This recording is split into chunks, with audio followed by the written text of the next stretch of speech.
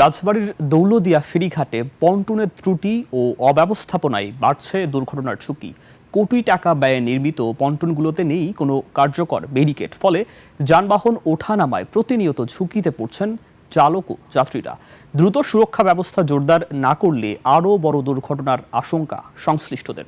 রাজবাড়ী প্রতিনিধি জাহাঙ্গীর হোসেনের তথ্য ছবিতে উপমা রায়ের রিপোর্ট। 34, 35 সানবিট 1 চামচে 30+ বাসন পরিষ্কার। ঈদ ছুটি শেষে বাড়ি ফেরার ব্যস্ততা। এমন সময় রাজবাড়ীর দৌলতদিয়া ঘাটে বাস নদীতে পড়ে ২৬ জনের মৃত্যুতে শোকস্তব্ধ পুরো দেশ।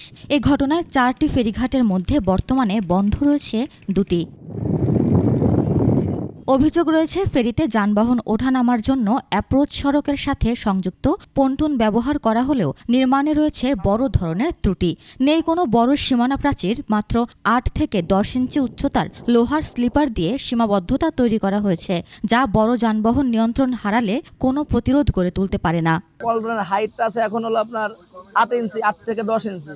পল্টনের হাইটটা যদি আপনার ২ ফিট হয়, সেই ক্ষেত্রে গাড়ি কখনো হাওয়া কম থাকলে, যদি ব্রেকের ট্রাবল থাকে, তখন পল্টনে যায় গাড়িটা সরাসরি বডিটা লাগে যাবে, মানে গাড়িটা নদীতে পড়ার কোনো ভয় নাই। ফেরিতে উঠে যে ঢাল জায়গাটা, সে ঢাল একবারে ঢাল, ওই জায়গাটা যে গাড়িটা বের হবে সেই পরিবেশটা ওই জায়গায় নাই, একদম পুরো ফুল খারাপ। তার জন্য আমাদের এই পরিবহনের ড্রাইভারের যে কটা ড্রাইভার আছে, এর জন্য আমাদের মানে সবারই সমস্যা হচ্ছে। চালক ও যাত্রীদের মতে পন্টুনের চারপাশে অন্তত ২ থেকে ৩ ফুট উচ্চতার রেলিং থাকলেও বড় ধরনের দুর্ঘটনা এড়ানো সম্ভব হতো। এছাড়া পুরনো ও পিচ্ছিল পন্টুনের উপর দিয়ে যানবাহন ওঠানামা করাও অত্যন্ত ঝুঁকিপূর্ণ। যদি এই হাইটটা আরেকটু বড় থাকতো, তাহলে দেখা যায় তো এই দুর্ঘটনাটা ঘটতো না। বিআইডব্লিউটি এর ম্যানেজমেন্টের কারণেই এই ঘটনাটা ঘটছে।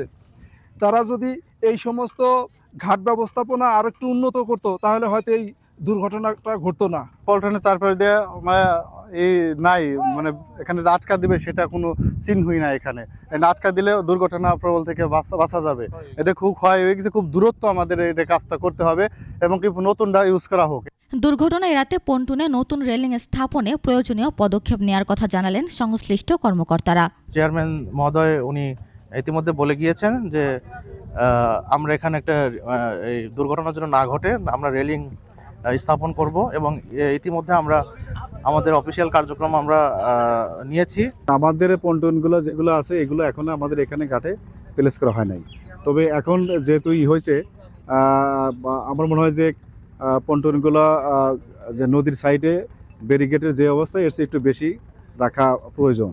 এদিকে দৌলতদিয়ায় নতুন ৩টি রোডো পন্টুন দীর্ঘদিন ধরে অব্যবহৃত পড়ে থাকার পর ২টি সরিয়ে নেওয়া হয়েছে, আর একটি এখনও অযত্নেই পড়ে আছে। উপমা রায়, ডেস্ক রিপোর্ট, ২১শে টেলিভিশন।